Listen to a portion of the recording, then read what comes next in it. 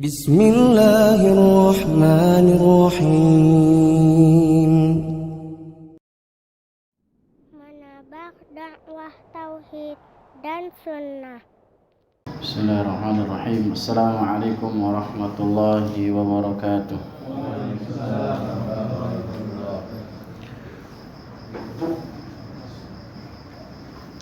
Innal hamdalillah nahmaduhu wa nasta'inuhu wa nastaghfiruh wa na'udzu billahi min shururi anfusina wa min sayyiati a'malina.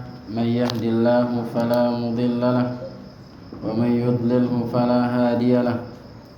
Asyhadu an la ilaha illallah wahdahu la syarika lah wa asyhadu anna Muhammadan abduhu wa rasuluhu la nabiyya ba'dah.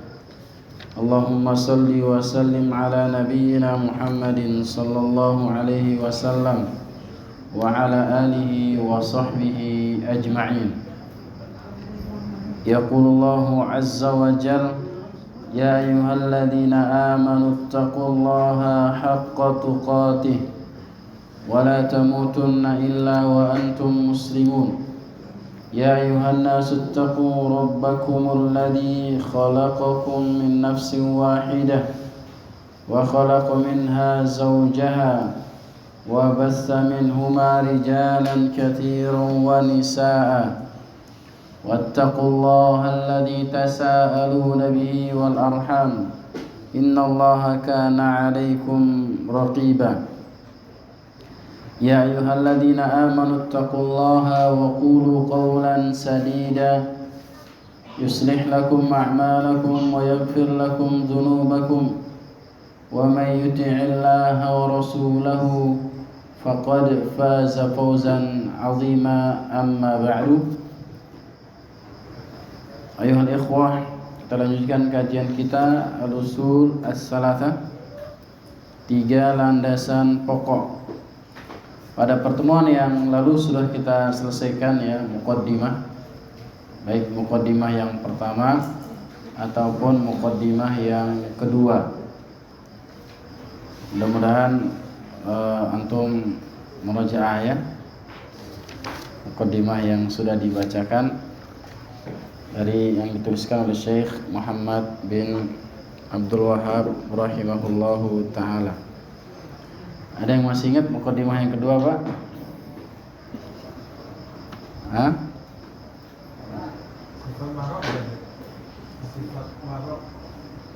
Itu ya terakhirnya bersifat wara atau barok kepada orang-orang musyrik, berlepas diri.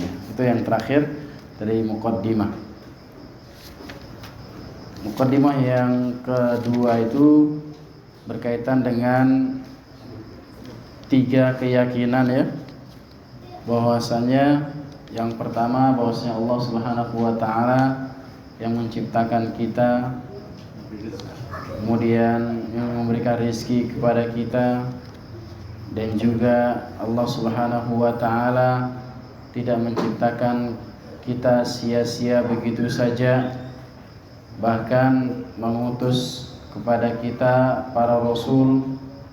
Kemudian siapa saja yang mentaati rasul tersebut maka dia pasti masuk ke dalam surga. Sebaliknya siapa saja yang menyelisihi atau membangkang pada rasul tersebut maka dia pasti masuk ke dalam neraka. Itu yang pertama. Kemudian yang kedua yang harus kita ketahui dan kita yakini serta beramal dengannya adalah bahwasanya Allah Subhanahu wa taala tidak ridho untuk dipersekutukan dengan siapapun, baik itu dengan malaikat yang dekat dengan Allah ataupun dengan nabi yang diutus. Kemudian yang ketiga bahwasanya siapa saja yang mengaku taat kepada rasul maka dan mentauhidkan Allah Subhanahu wa taala maka dia wajib wala dan bara dan berlepas diri dari orang-orang yang menentang Allah dan Rasulnya sallallahu alaihi wasallam, meskipun mereka orang-orang terdekat kita semuanya. Ya. Artinya berlepas diri di sini adalah berlepas diri dari perbuatan mereka. Ya, tidak menafikan bahwasanya kita harus bergaul dan bisa berbuat baik kepada mereka dan bahkan bisa memberikan jalan atau memberikan sebab taufik kepada mereka semuanya.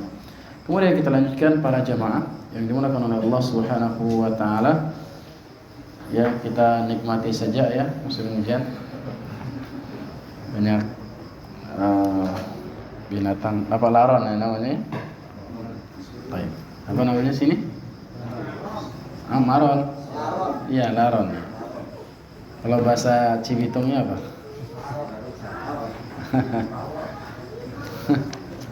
Bukan rawon ya. Baik. Qala al-muallif rahimahullahu taala, berkata muallif Syekh Muhammad bin Abdul Wahhab rahimahullahu taala. Sekarang beliau masuk ke inti ya, inti dari pembahasan kitab At-Tauhid atau afwan, inti dari pembahasan kitab Usul As-Salasah. Larannya bikin ini ya. Ya, tapi Usul Salasah juga berkaitan dengan tauhid ya. Baik. Setelah beliau menjelaskan muqaddimah ya, seolah-olah beliau mempersiapkan kepada kita. Ya, jadi kalau kita nggak baca dari awal, para jemaah yang dimuliakan Allah Subhanahu wa taala, khawatirnya nanti salah di dalam memahami apa yang dituliskan oleh Syekh Muhammad bin Abdul Wahhab di inti pembahasan beliau. Makanya beliau mengatakan i'lam. Yang pertama, i'lam arsyadakallah لطاعته أن الحنفية ملة إبراهيم أن تعبد الله وحده مخلصا له الدين وبذلك أمر الله جميع الناس وخلقهم لها كما قال الله تعالى وما خلقت الجن والإنس إلا ليعبدون. Surah Az-Zariyat ayat yang ke-56. Syekh mengatakan, Syekh Muhammad bin Abdul Wahhab rahimahullahu taala mengatakan i'lam, ketahuilah. Ya, sebagaimana pada muqaddimah yang pertama dan kedua, beliau juga mulai dengan ucapan i'lam. Apa artinya i'lam di sini? Ini tentang mengetahui al-ilmu. Makanya Syekh Muhammad bin Shalih Al-Utsaimin mengatakan taqaddamal kalam 'ala al-ilmi fala hajata ila i'adatihi huna. Sudah kita bahas tentang penjelasan apa itu ilmu dan lawannya dari ilmu atau kebodohan. Maka di sini tidak ada hajat untuk membahas tentang definisi ilmu. Namun kita tanya kepada para jamaah. Walaupun Syekh nggak mau membahasnya di sini, tapi kita tanya, apa itu ilmu para jamaah? Yang bisa angkat tangan. Apa definisi ilmu yang sudah dituliskan oleh Syekh Muhammad ibn Shalih Al-Utsaimin di awal-awal kitabnya. Nah, ini muqaddimah yang pertama. Para jamaah, apa yang dimaksud dengan ilmu? Kan kita sering bahas al-ilmu qabla al-qawli wal amal. Ya, ilmu sebelum berkata dan beramal. Apa itu ilmu? Ya, angkat tangan. Nanti hadiahnya laron. Baik, ya para jamaah, ada yang masih ada catatannya?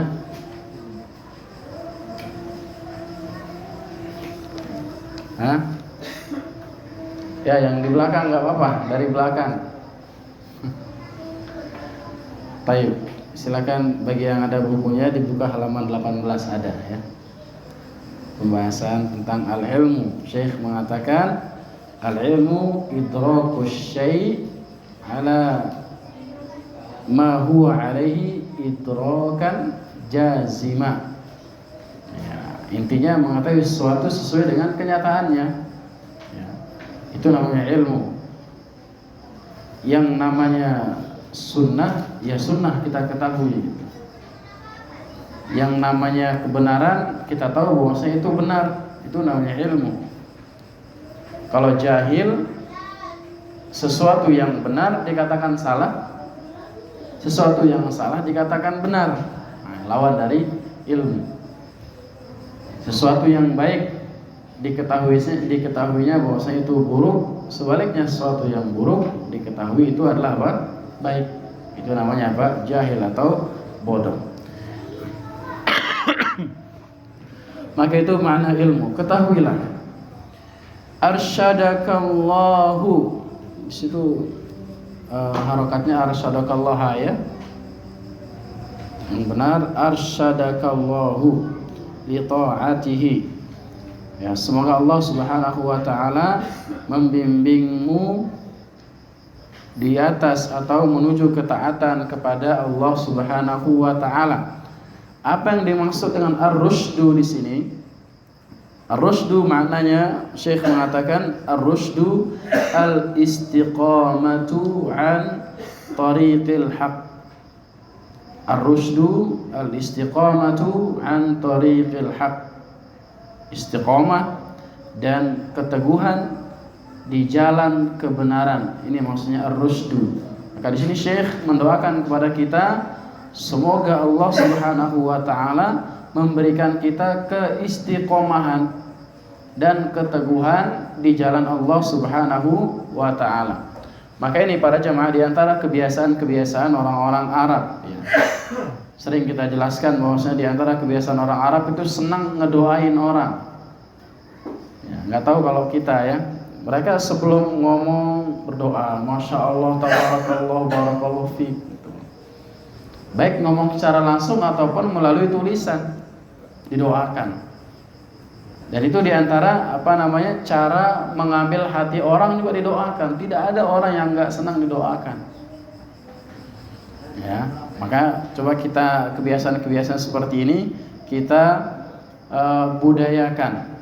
Kita doakan sesuai dengan bahasa kita. Ya, semoga belum kita menulis Bismillah. Semoga Allah Subhanahu wa taala memberkahi kehidupanmu. Semoga Allah Subhanahu wa taala berikan ilmu yang bermanfaat, berikan rizki yang melimpah, berikan macam-macam. Doakan saja. Baru nanti sebutkan, mohon maaf hutangnya belum dibalas. Kan kaget. Jadi tapi mukaddimahnya bagus. Jadi biar senang dulu, jangan apa-apa bayar hutang, ya kan beda daripada doakan dulu semoga keluarganya baik-baik saja ya.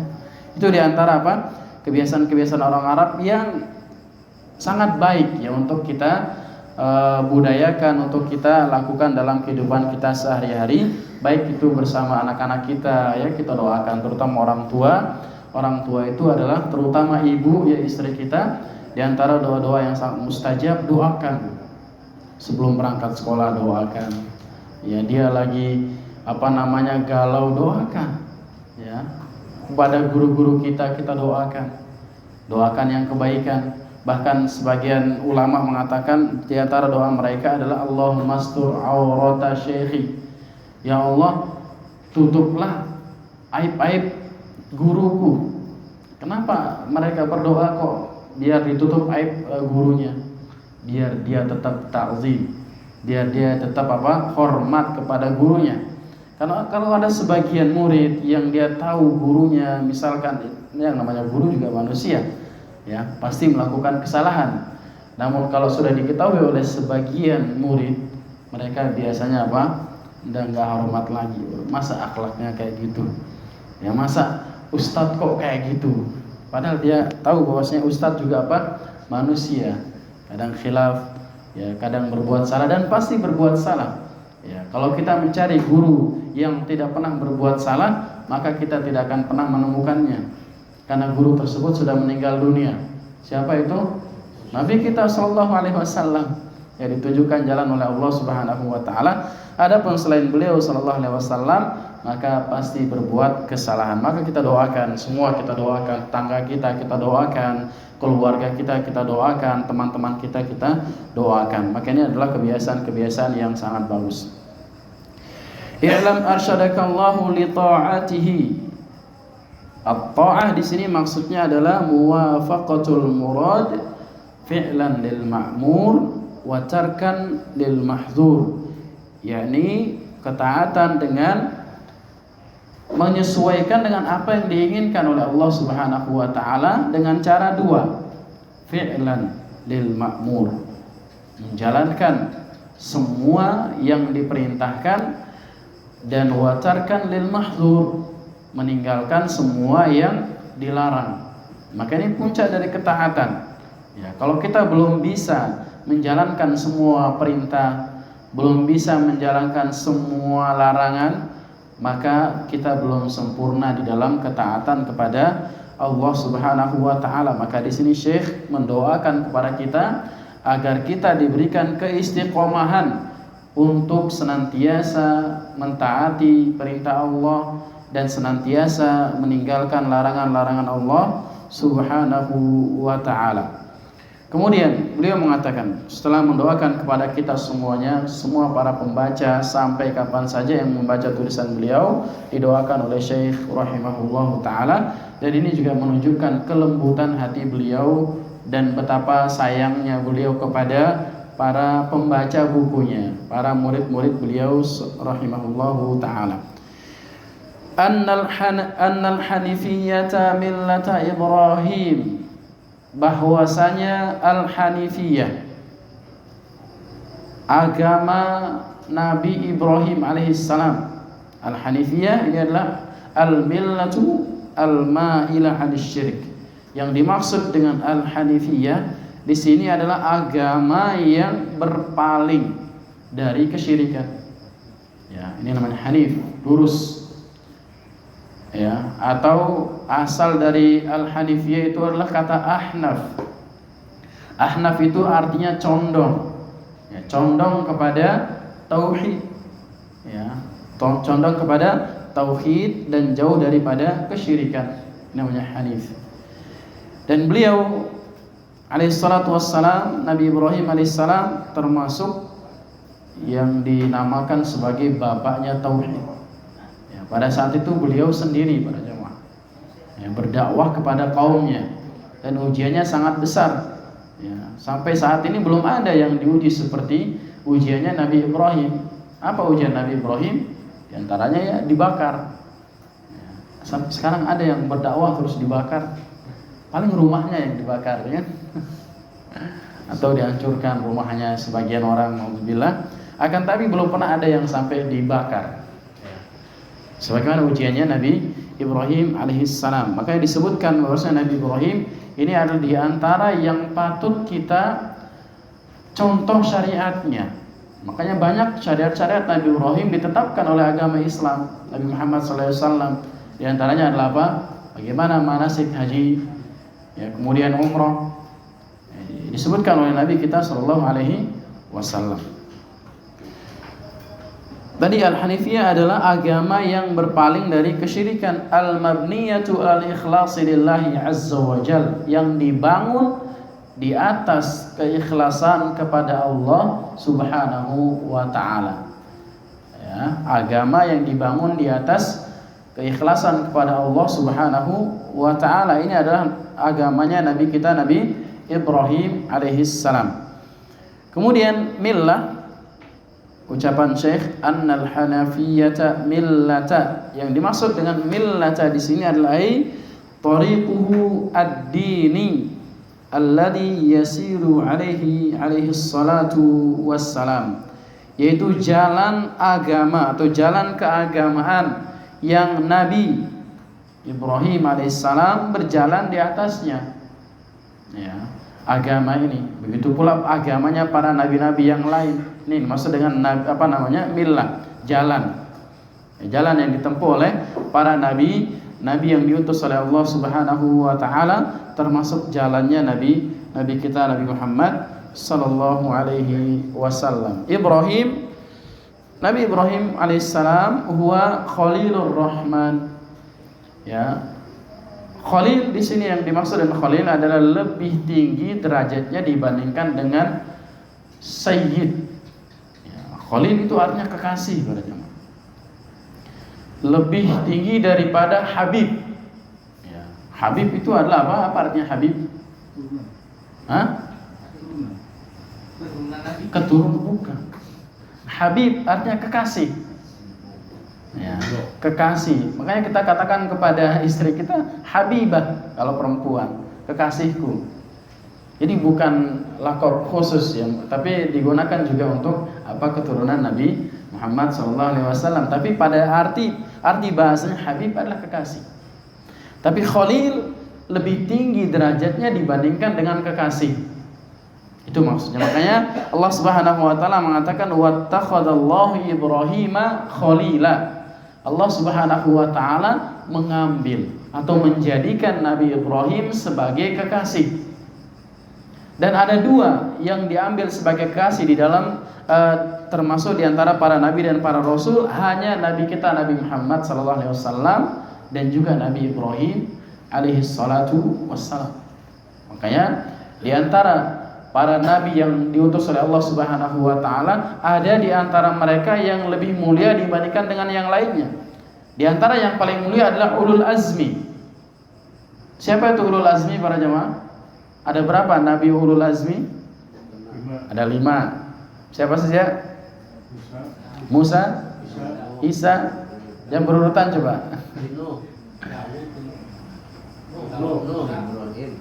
Nuh, Ibrahim, Musa, Isa, Muhammad SAW. Sahih. Disingkat Nimim, ingat Nimim. Nuh, Ibrahim, Musa, Isa, Muhammad sallallahu alaihi wasallam. Jadi ini di antara nabi yang paling mulia di antara para nabi dan rasul yang pernah diutus. Nah, di antara kelima ulul azmi ini ada yang paling mulia, itu maksudnya. Tadi kita sebutkan apa? Nuh, Musa, Ibrahim, Musa, Isa, Muhammad. Di antara yang 5 ini 2 yang paling mulia. Siapa itu? Ibrahim dan Nabi Muhammad sallallahu alaihi wasallam, karena beliau berdua dijadikan kekasih oleh Allah Subhanahu wa taala. Namun kalau kita baca bahwasanya Allah Subhanahu wa taala memiliki kekasih, tidak sama dengan sebagaimana manusia memiliki apa? Kekasih. Cuman derajat kecintaan Allah Subhanahu wa taala itu lebih tinggi daripada derajat kecintaannya kepada yang lainnya. Ini Nabi siapa? Nabi Ibrahim alaihi salatu wassalam. Nabi sallallahu alaihi wasallam menyebutkan bahwasanya beliau juga diambil sebagai kekasih sebagaimana dalam hadis yang sangat masyhur. Beliau mengatakan bahwasanya Allah Subhanahu wa taala mengambilku sebagai kekasih kama takhadha Ibrahim khalila. Sebagaimana Allah Subhanahu wa taala mengambil Nabi Ibrahim sebagai apa? Sebagai kekasih. Kemudian itu dalam surah An-Nisa ayat 125. Kemudian Syekh mengatakan wa huwa abul anbiya'i wa qad taqarrara dzikra manhajihi fi mawadhi'a katsiratin liqtida'i bihi. Beliau adalah bapaknya para nabi. Ya, maka dari keturunan beliau alaihi salatu wassalam rata-rata menjadi apa? Nabi. Termasuk anak beliau adalah siapa? Nabi. Siapa anaknya Nabi Ibrahim? Ismail, Ishak. Terus Yakub anak siapa? Ini Yakub juga. Nanti Yakub turun Yusuf anaknya dan seterusnya, Yusuf yang di penjara itu. Nah, dari Nabi Ismail ini satu-satunya cucu beliau adalah Nabi Muhammad sallallahu alaihi wasallam. Adapun nabi-nabi yang lain itu dari keturunan anaknya yang lain. Ya, termasuk apa? Termasuk orang-orang Yahudi atau orang-orang Bani Israel dari keturunan Nabi Ibrahim yang lain. Itu di antara mulianya Nabi kita Nabi Muhammad sallallahu alaihi wasallam, langsung dari cucunya Nabi Ismail alaihi salatu wassalam, Abul Anbiya, bapaknya para nabi. Banyak sekali anak-anak beliau menjadi seorang nabi. Kemudian Syekh mengatakan waqad taqarrara dzikru manhajihi. Telah banyak sekali diulang-ulang oleh Allah Subhanahu wa taala menyebutkan tentang manhaj beliau, tata cara beragama beliau alaihi salatu wassalam, fi mawadhi'a katsiratin, di tempat yang sangat banyak sekali, liqtida'i bihi, untuk kita teladani. Di antaranya adalah yang paling populer adalah berkaitan dengan tauhid. Karena walaupun beliau sendiri para jamaah, beliau tetap tegar berdakwah tentang apa? Tauhid dan memerangi apa? Kesyirikan. Meskipun itu adalah bapaknya. Ya, di antara yang didakwahi oleh Nabi Ibrahim adalah bapaknya. Bapaknya siapa? Bapaknya Azar. Apa profesinya Azar? Membuat Tuhan. Membuat Tuhannya kaumnya, bikin patung. Ya. Tapi ditentang oleh Nabi Ibrahim alaihi salatu wassalam. Bagaimana agama Nabi Ibrahim yang hanif? An ta'budallaha wahdahu mukhlishan lahuddin. Ya, engkau beribadah, engkau menyembah Allah Subhanahu wa taala semata. Ya. An ta'budallaha wahdahu, menyembah Allah Subhanahu wa taala semata, tidak ada kesyirikan baginya.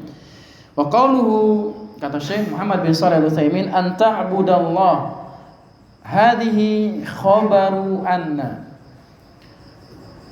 Kalimat atau jumlah an ta'budallah di sini adalah khabarnya anna. Apa khabarnya anna? Ada yang masih ingat pelajaran bahasa Arabnya? Ada kana dan saudara-saudaranya, ada anna dan saudara-saudaranya. Apa fungsinya para jamaah? Belum sampai Pak Ustadz, masih mubtada dan khabar. Ya, anna di situ adalah menasabkan isimnya dan merupakan khabarnya. Jadi annal hanafiyata itu isimnya, al hanafiyata. Kemudian khabarnya adalah an ta'budallah fi mahalli rafa, khabar daripada anna. Itu sekilas, nanti bisa ditanyakan kepada gurunya ya, apa itu anna dan saudara-saudaranya. Fi qaulihi annal hanafiyata, yaitu dalam ucapan beliau annal hanafiyata wal ibadatu bimafhumiha al-'am hiya, adapun ibadah kalau didefinisikan secara makna yang umum, maknanya adalah at-tadhallul lillahi mahabbatan wa ta'ziman bi fi'li awamirihi wa ijtinabi nawahihi 'ala al-wajhi alladhi ja'at bihi syara'i'uhu atau syara'i'uhu, yaitu at-tadhallul, merendahkan diri. Ini bentuk ibadah secara umum. Harus kita merendahkan diri kepada siapa? Kepada Allah Subhanahu wa taala. Maka kita tidak boleh juga merendahkan diri sebagaimana kita merendahkan diri kepada Allah kepada selain Allah Subhanahu wa taala. Hormat boleh hormat, tapi kita tidak boleh merendahkan diri kita sebagaimana kita merendahkan diri kepada Allah Subhanahu wa taala. Oleh karenanya di antara bentuk ibadah yang merendahkan diri adalah ruku dan sujud, maka dia tidak boleh diberikan kepada selain Allah Subhanahu wa taala. Bentuk pengagungan atau bentuk hormat yang sangat hormat kepada orang atau kepada orang lain adalah ruku dan sujud. Maka ruku dan sujud ini para jamaah tidak boleh diberikan kepada selain Allah Subhanahu wa taala. Di antara dalilnya adalah apa? Lau kuntu amiran ahadan an yasjuda li ahadin la amartul mar'ata an tasjuda li zawjiha.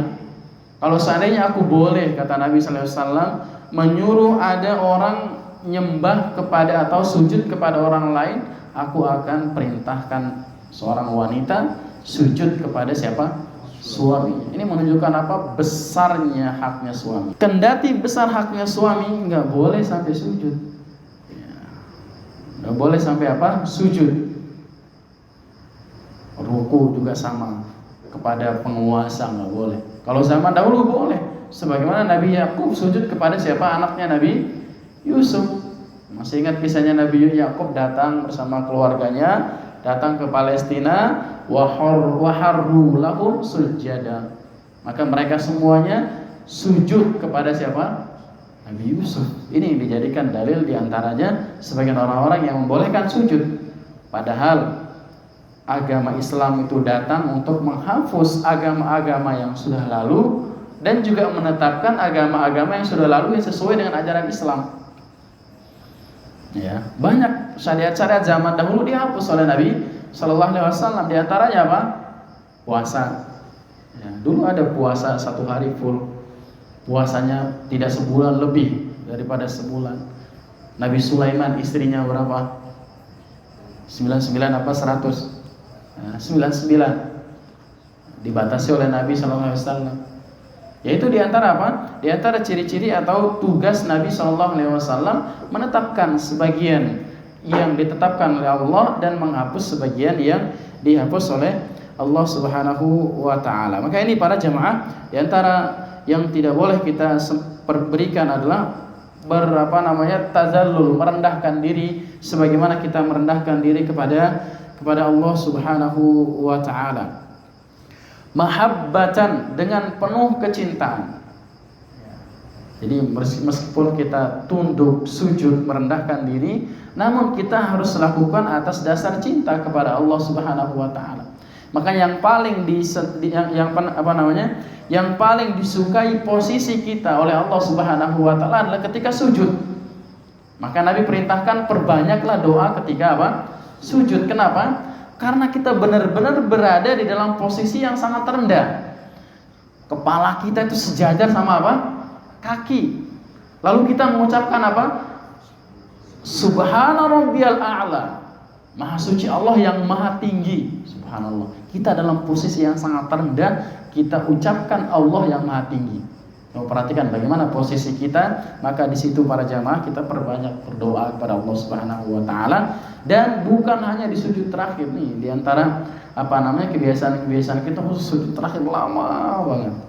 Padahal di semua sujud Nabi SAW perintahkan untuk apa? Untuk memperbanyak doa kepada Allah Subhanahu wa taala. Karena itulah posisi yang sangat kita merendahkan, menunjukkan bahwa kita sangat butuh kepada Allah Subhanahu wa taala.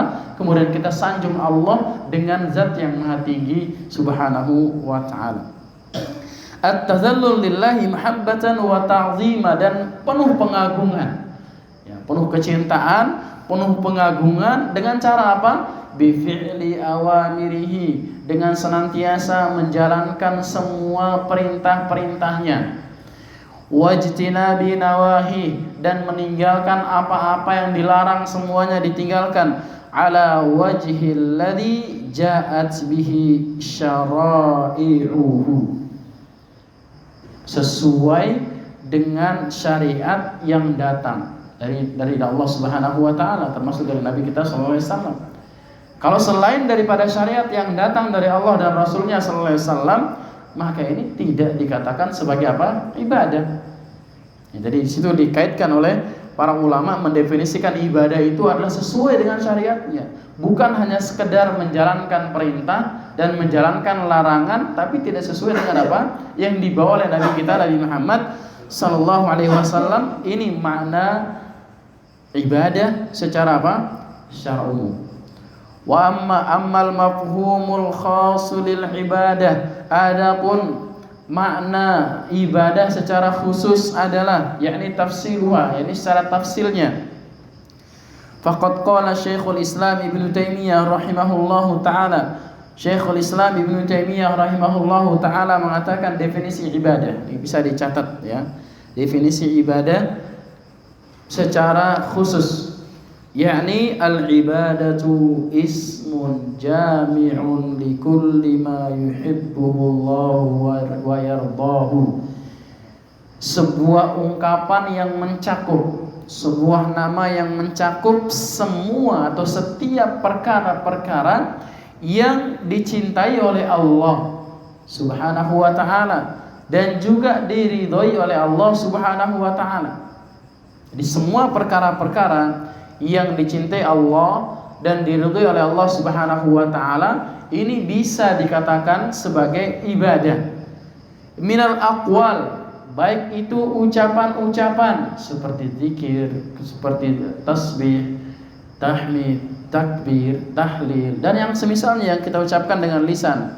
Wal a'malidz zahirati wal batinati, dan juga seperti amalan-amalan, perbuatan-perbuatan, baik amalan zahir yang nampak seperti sholat, seperti umrah, haji, seperti silaturahim, seperti apa lagi amalan-amalan zahir, azan juga amalan zahir, dan lisan juga. Wal batinati, dan juga amalan-amalan batin yang tidak tampak seperti al-khauf, takut, wal khasyah, wal khasyah, takut juga, wat tawakkul, tawakal. Ya, tawakal wajib kepada Allah Subhanahu wa taala.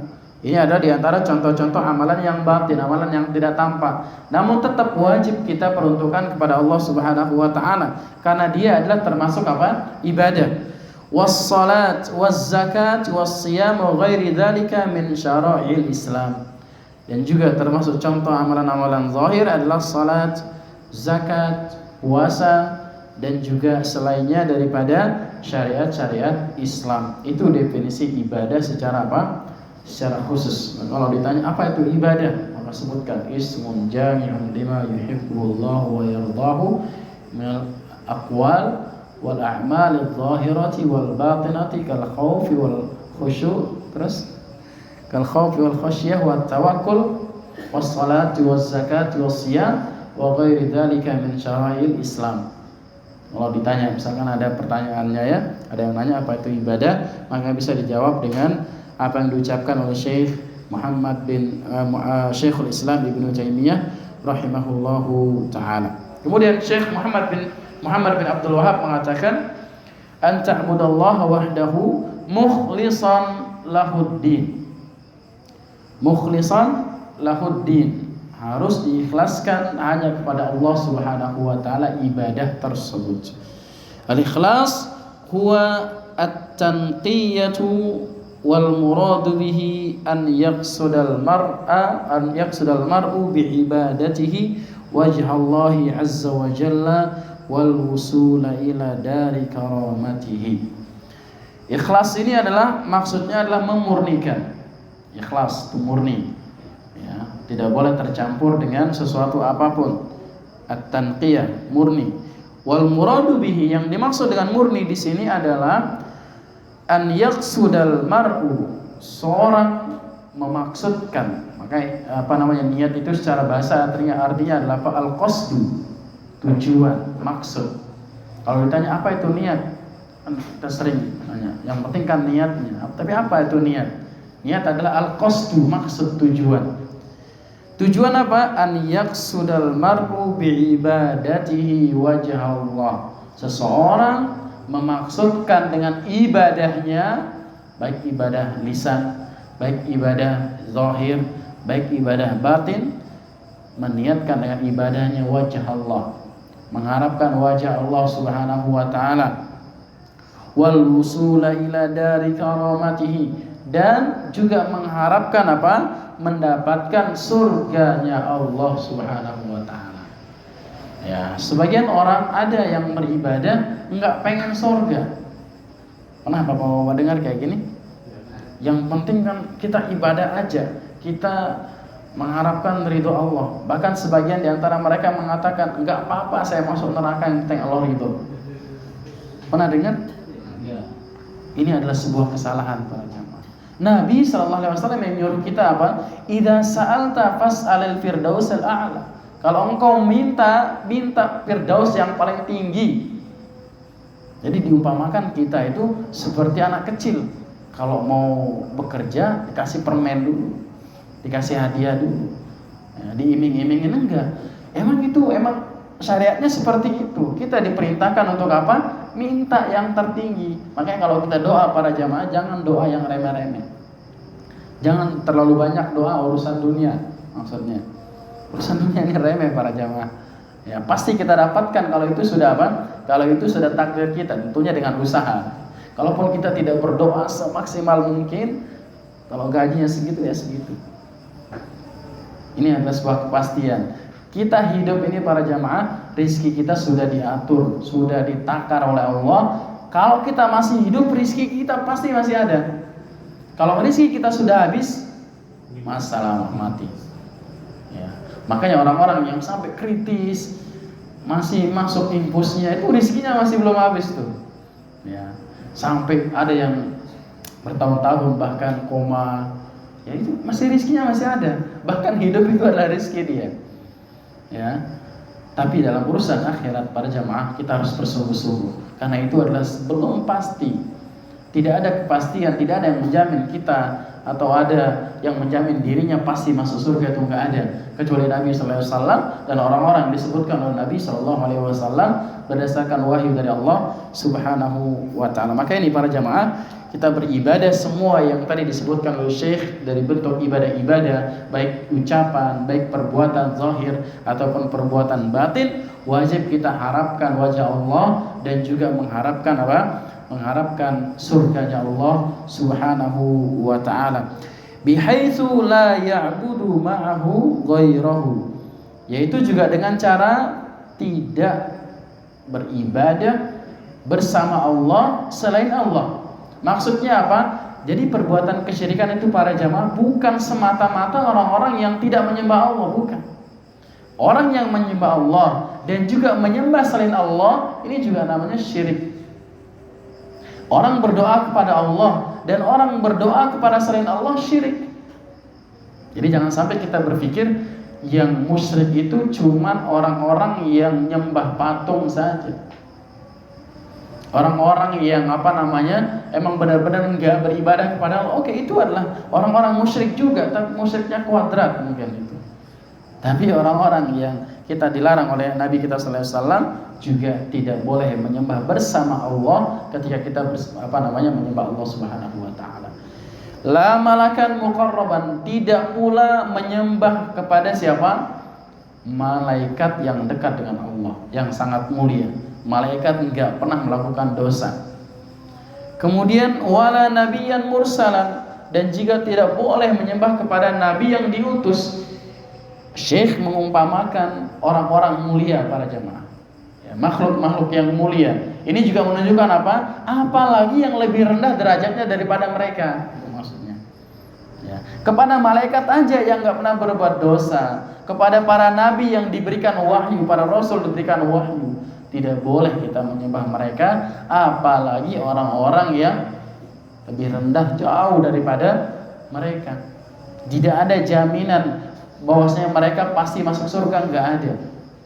Siapapun dia para jamaah, ya. Kita tidak menyebutkan nama siapapun dia selain Nabi dan juga para malaikat, tidak ada jaminan masuk ke dalam surga, tidak boleh diberikan peribadatan apapun bentuknya kepada mereka. Sebagaimana Allah Subhanahu wa taala katakan di dalam surah An-Nahl ayat yang 123.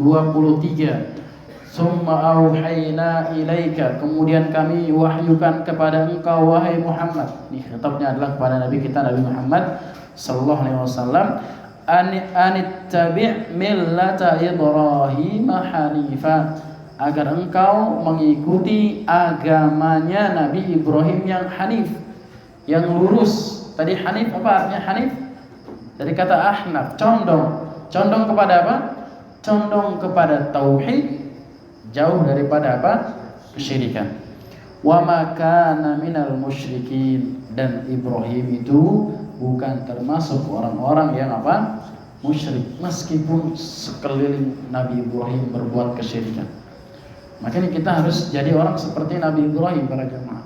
Meskipun orang-orang banyak berbuat kesyirikan, meskipun banyak orang-orang berbuat kemaksiatan, kita harus tetap tegar dan istiqomah. Dan di antara ujiannya adalah ntar nih, tanggal 25 dan tanggal 1 Januari ini ujiannya. Ya. Kalau kita benar-benar barok, berlepas diri dari mereka, kita nggak akan pernah ikut sedikit pun apapun perayaan mereka. Ya. Tanggal 25 biasanya ada orang bikin spanduk itu langsung selamat Natal dan tahun baru, ya. Natal dan tahun baru. Sebagian orang udah kan nggak apa-apa, cuma bakar-bakar jagung. Tergantung niatnya para jamaah. Ya, momen-momen tersebut adalah momen-momen perayaan malam tanggal 1. Cuman sekedar kembang api, subhanallah, bisa apa? Bisa terjerumus ke dalam apa? Kesyirikan para jamaah. Maksudnya kesyirikan di sini adalah apa? Tasyabbuh. Ya, tasyabbuh bil kufar. Itu adalah hari raya mereka, biarin aja mereka. Kita habis isya tidur aja. Ya. Habis isya tidur aja, bismillah, tidur. Jangan sampai kita ikut-ikutan cuma nonton, ya. Nonton pernah kita jelaskan bahwasanya termasuk konsekuensi dari tauhid adalah berlepas diri dari perbuatan kesyirikan tersebut, bukan nonton. Kalau nonton, seolah kita senang-senang aja, ada petasan segala macam. Ya ini, makanya kita jaga juga anak-anak kita, jangan sampai mereka ikut-ikutan dengan alasan seru-seruan aja. Ya, seru-seruan dalam tasyabbuh bil kufar. Wa qala ta'ala, kemudian Allah Subhanahu wa taala mengatakan dalam surah Al-Baqarah ayat 130 dan sampai 132, wa man yarghabu an millati Ibrahim, dan siapa saja yang benci kepada agamanya Nabi Ibrahim. Dan ini sebagai faedah, apabila ada kata raghiba yarghabu, itu bisa berarti suka dan bisa berarti benci, tergantung kalimat setelahnya apa. Kalau kalimat setelahnya an seperti di sini, ini artinya benci.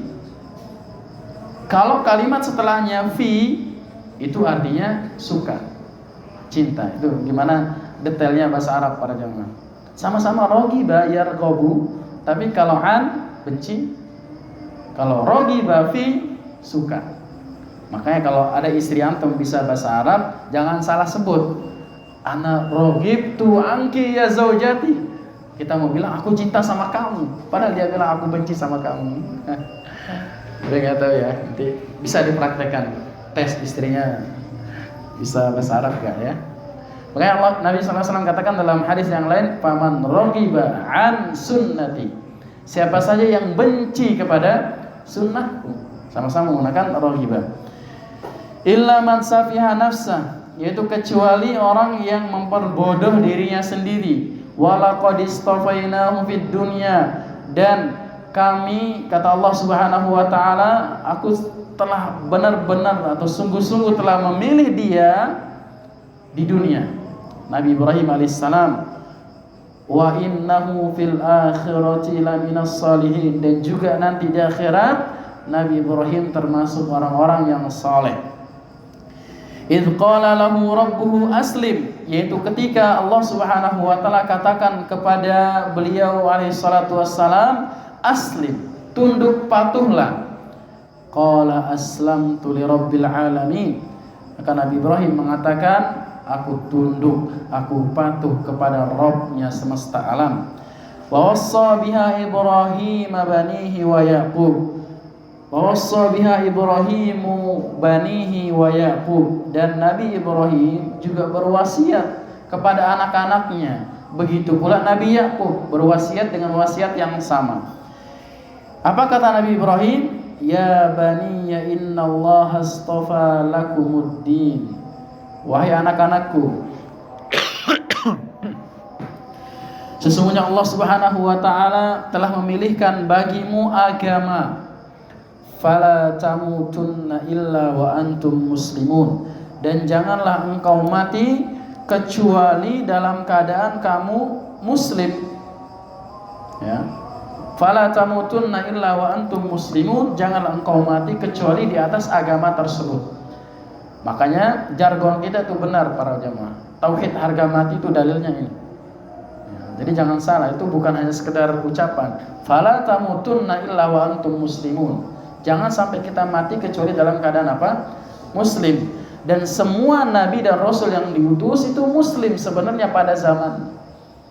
Umatnya Nabi Nuh muslim di zamannya Nabi Nuh. Kemudian umatnya Nabi Ibrahim muslim di zamannya Nabi Ibrahim.